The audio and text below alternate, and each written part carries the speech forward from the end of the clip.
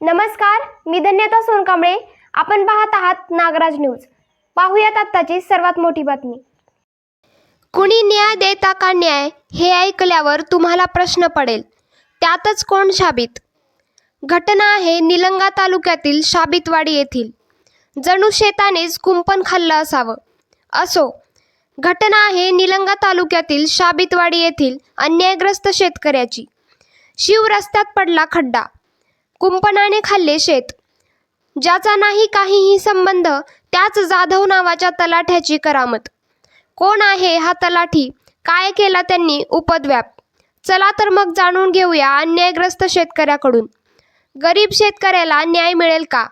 राज्याचे मुख्यमंत्री देवेंद्र फडणवीस व शेतकऱ्याचे कैवारी महसूल मंत्री चंद्रकांत बावनकुळे हे तरी वैफल्यग्रस्त शेतकऱ्याची ऐकून घेतील का शेतकऱ्याची व्यथा? नागराज न्यूजने केलेल्या खास बातमीची ही कहाणी आहे. आम्ही एकतरी अगोदर आम्हाला नोटीस पोचलेली नाही या रस्त्याबद्दल. नोटीस दिली नाहीत आणि लिगली आम्ही शेतकरी नाही ती. आणि तिच्यातून आता सध्या आहे ना पाऊस आहे. पावसामध्ये आमची उभी पिकं आहेत आणि तिच्यातून येणे आम्ही नाही ती नुकसान केलेले आहे. मग ही बाब आम्ही तहसीलदारकडे गेलो. तहसीलदारलाही सांगायला गेलं तर आमचं म्हणणं ऐकूनच घेत नाही त्याने आणि उलट आम्हाला दाब देते की तुला मध्ये घालीन, तुम्हाला असं करीन तसं करीन, पोलीस स्टेशन पोलीस बोलून घेऊ. आमचं जे प्रश्न आहे किंवा आम्ही का केला असं म्हणून विचारायला गेलं तर त्यांनी ते सांगतात. आणि एकतरी आम्हाला कसला पुरावा द्या, म्हणजे रस्ता काय म्हणून केलेला आहे किंवा आम्हाला नोटीस नाही किंवा आमची नुकसान झालेलं आमची नुकसान भरपाई द्या असं सांगितलं आम्ही त्यांना. तर त्यांनी ते ऐकूनच घ्यायला तयार नाहीत. नाही आमच्याकडून काही संमतीपत्र पण घेतलं नाही, आम्हाला कळवण्यात नोटीस पण आली नाही. आणि हे कुठल्या अंतर्गत रस्ता आहे करणार आहे त्यांनी हे पण आम्ही विचारलं, तहसीलदारला विचारलं. त्या दिवशी अडवल्यानंतर आम्ही नव्हतो, नंतर आलो आम्ही. एवढं केल्यानंतर आल्यानंतर मंडळ अधिकारी तलाठी ते तिकडले काही लोक त्यांनी बोलून घेतलेले होते. विचारल्यानंतर त्यांनी आम्हाला काही पुरावाच दिले नाहीत. आम्ही मागितलं कोणत्या अंतर्गत करताय. परत तहसीलदार साहेबापाशी जाऊन पण तेच विचारलं आम्ही, तुम्ही कसं कोणत्या अंतर्गत किंवा ह्या दिवसात मोडातून उभ्या पिकातून रानातून घालून तुम्ही रस्ता करताय. शिवची व्यवस्थित मोजणी झाली नाही, शिवची खून काढणार ती न करणार ती, हे असं कसं काय केलं आम्हाला शेतकऱ्याला घेऊन असं विचारलं. तर आम्हालाच तुम्हाला मध्ये घालतो. आता ऊस आहे, ऊसाचं बरंचसं नुकसान झालेलं. ऊस 7-8 कांड्याला 10 कांड्याला ऊस आहे. परत आमच्या भाऊ आहेत अजून त्या भावांचं सोयाबीन आहे. एका भावाचं निकत सोयाबीन आहे, एका भावाचं सोयाबीन तूर आहे. त्यांचं पण तेवढं नुकसान झालं आहे. आणि ते पूर्णच JCB आणून आम्हाला न सांगता ते खोदकाम करून ऊसातून उभ्या पिकातून सोयाबीनमधून खोदकाम करून रस्ता करायचा, अतिक्रमण करायचा प्रयत्न केलेत. शासनाकडे एकच मागणी आहे, योग्य रीतीनं रस्ता करावं आणि तिच्यातून ते खून मोजणी करून रस्ता करावा. कारण समोरच्या शेतकऱ्यानं स्वतः अतिक्रमण केलेलं आहे. पूर्ण शेतकऱ्यानं समोरच्या अतिक्रमण करून अधिकाऱ्याला धरून काय पैसा खाऊ घातले असतील, माहीत नाही घातले असतील, ते धरून चोरून हे आम्हाला माहीत नाही ते हे रस्ता केले. त्याने आम्हाला प्रशासनाला एकच सांगायचं आहे की आमची नुकसानात झालेली आहे आणि पावसाळ्यामध्ये रस्ता आम्हाला न कळवणार, ती नोटीस न देता आमचे आज जे नुकसान झालेले आहे आम्हाला ते नुकसान भरपाई करून द्यावं. आम्हाला हेच मागणी आहे. आम्ही शासनाला तर आता सांगितलं आम्हाला मदत मिळावी. आम्ही वाट बघू, 8 दिवस एक वाट बघू. वाट बघून त्याच्यानंतर आम्ही आमरण उपोषणला बसू. कलेक्टर साहेबाला निवेदनपत्र देऊ, आमरण उपोषणला बसणार आहे आम्ही. तर मंडळी, आज आपण पोहोचलेलो आहोत निलंगा तालुक्यातील शाबितवाडी या गावामध्ये. शाबितवाडी गावातील काही नागरिक आज आपल्यासोबत या ठिकाणी गप्पा मारणार आहेत. त्यांच्या नेमक्या काय अडचणी आहेत याबद्दल आज आपण खऱ्या अर्थानं या शेतकऱ्यावरती काय अन्याय झाला हे आपण आज जाणून घेणार आहोत. या निमित्त आज या शाबितवाडी गावामध्ये काही नागरिक त्यांच्या समस्या मांडणार आहेत. मामा, काय नाव आहे तुमचं, काय नेमका विषय, काय सांगाल? माझं नाव नामदेव राममरे.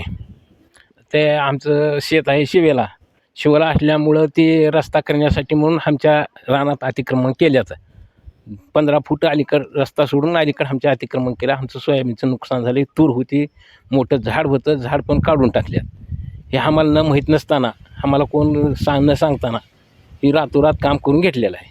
बरं, आता तुम्ही म्हणताय की रातोरात काम केलं, तुम्हाला कुठल्याही म्हणजे गोष्टीचं सांगण्यात आलेलं नाही, कल्पना देण्यात आली नाही असं तुमचं म्हणणं आहे. मग तुमच्या शेतामध्ये कुणी केलं नेमकं त्यावेळेस? कुणी अधिकारी कर्मचारी कुणी होते का शासनाचे?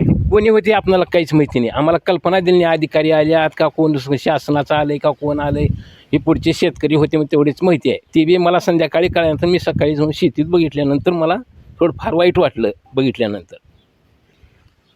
तर दिवसा नाही तर जे काही चुकीचं काम असतं ते रात्रीच्याच काळामध्ये होतं असंच या ठिकाणी या शेतकऱ्यांचं म्हणणं आहे. या ठिकाणी काही महिला शेतकरी देखील आपल्या सोबत आहेत. काकू थोडंसं समोर या. काय नेमका प्रकार आहे, काय घटना घडली आणि काय तुमच्यावर अन्याय झाला आहे? अन्याय म्हणजे माझं शेत शिवाचा कडेला आहे आणि आम्हाला माहिती नसताना, आम्हाला नोटीस नसताना, आम्हाला कसली वॉर्निंग न देता पोलीस बंदोबस्तीने गिरदावर तलाठी झालं, काही गावकरी हनुमंतवाडीचे ते जे केल्यात ना त्यांनी, ते सरपंच उपसरपंच तिथले कोण पुढारी असं ह्या नावाचे आहेत. नावं पण सांगू शकते मी. नाव आहेत बघा, एक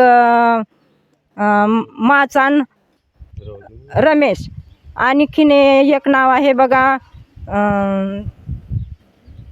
त्यांचं पण नाव सांगते मी, बोब्बे, प्रताप बोब्बे, तसेच नारायण विंगळे, तसेच गोरख खुर्दे, तसेच भरत, आणखीन एक तलाठी, त्या गावचा तलाठी आहे, दुसरीकडे ड्युटी आहे, जाधव आहे, ते उंची थोडी कमी आहे त्यांची.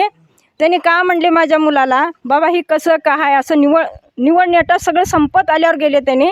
हे काय असं आम्हाला नेमकं काहीच माहीत नाही, अशी एवढी लुस्कान काय केलं आमची. म्हणलं तर आम्ही वरल्या आदेशाप्रमाणे रस्ता आणला आणि तू समोर बी जर आलास बाळा तर तुला JCB खाली घालून आम्ही रस्ता करणार.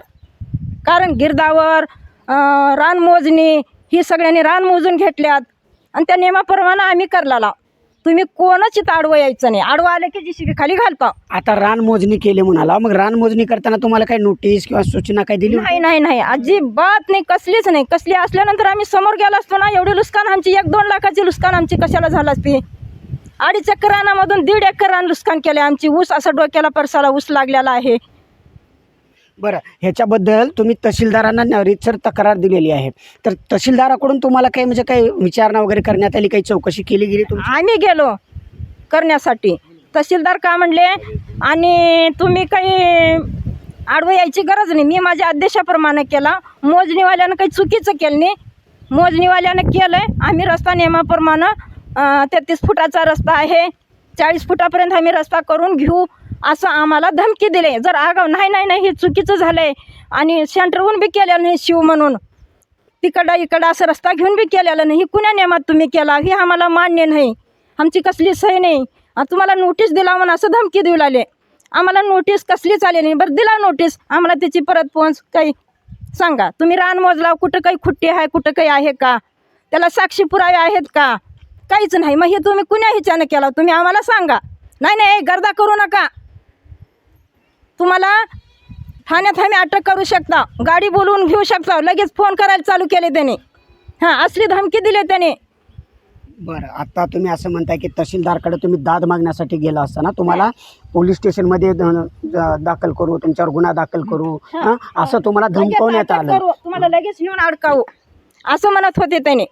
मग हे झाल्याच्या नंतर आम्ही रात्री लगेच ठाण्याला गेलो.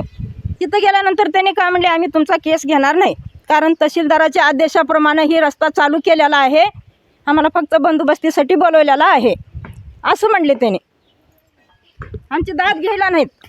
बघा, एकीकडं या राज्याचं सरकार सांगते की आम्ही शेतकऱ्यांच्या पाठीशी आहोत, आम्ही शेतकऱ्यावर अन्याय होऊ देणार नाही, किंवा जे काही जुने जे शिवरस्ते आहेत ते शिवरस्तेकडून शेतकऱ्यांना रस्ता मोकळा करून देऊ असं वारंवार सांगितलं जातं आणि त्याचा प्रचार प्रसारसुद्धा केला जातो आहे.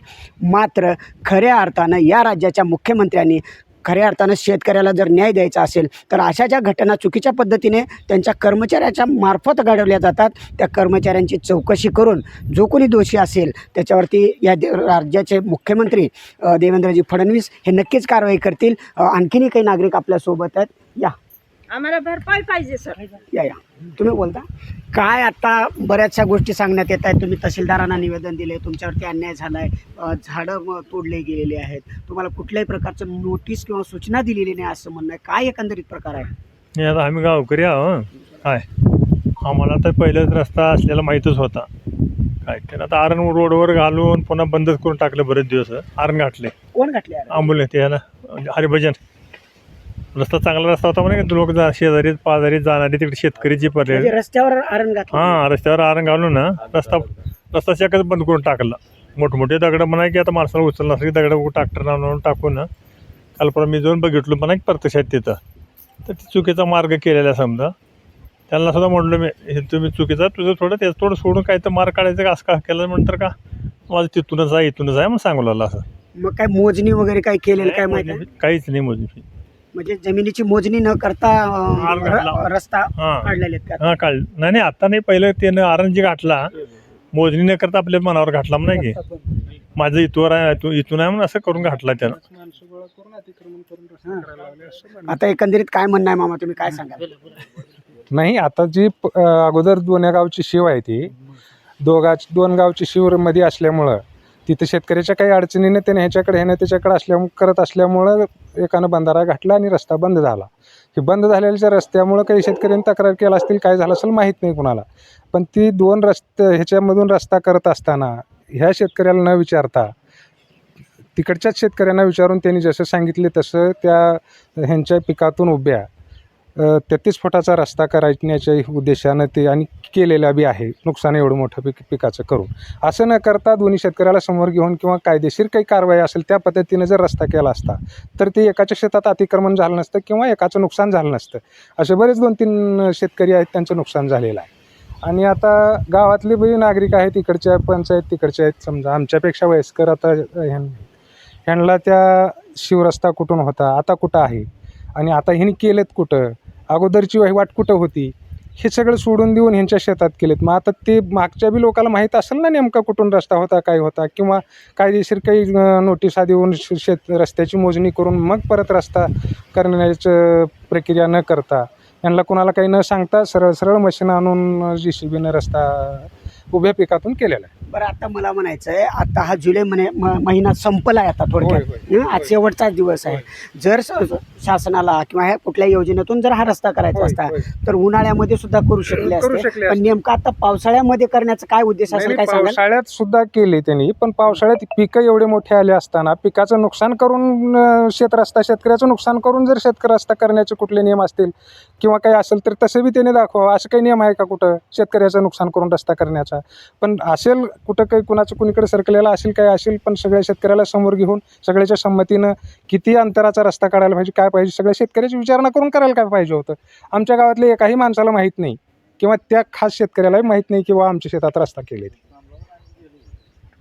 तर एकंदरीत आपण या नागरिकाशी चर्चा केलेली आहे. प्रत्येक जणांचं असं म्हणणं आहे की बाबा कुठल्याही शेतकऱ्यांना विचारात न घेता किंवा कुठलीही पूर्वकल्पना न देता स्वतःच्या मर्जीला जसं वाटेल अशा पद्धतीनं शेतकऱ्यावरती जे उभं पीक आहे शेतकऱ्यांचं त्या पिकाचं नुकसान करून हा जो रस्ता बनवला जातो आहे हा खरंच अगदी शेतकऱ्यावर मोठ्या प्रमाणात अन्याय करणारा रस्ता असल्याचं या ठिकाणी नागरिकांचं म्हणणं आहे. नक्कीच मी पुन्हा एकदा या राज्याचे मुख्यमंत्री असतील किंवा या राज्याचे महसूल मंत्री असतील या दोघांनाही असं आव्हान करेल की खऱ्या अर्थानं महसूल विभागामध्ये काय गोंधळ चालू आहे याकडं थोडंसं आपण लक्ष घालावं आणि या ज्या अन्यायग्रस्त शेतकरी आहेत या शेतकऱ्याला न्याय मिळवून द्यावं एवढंच नागराज न्यूजच्या वतीनं आपण सर्वांना विनंती आहे.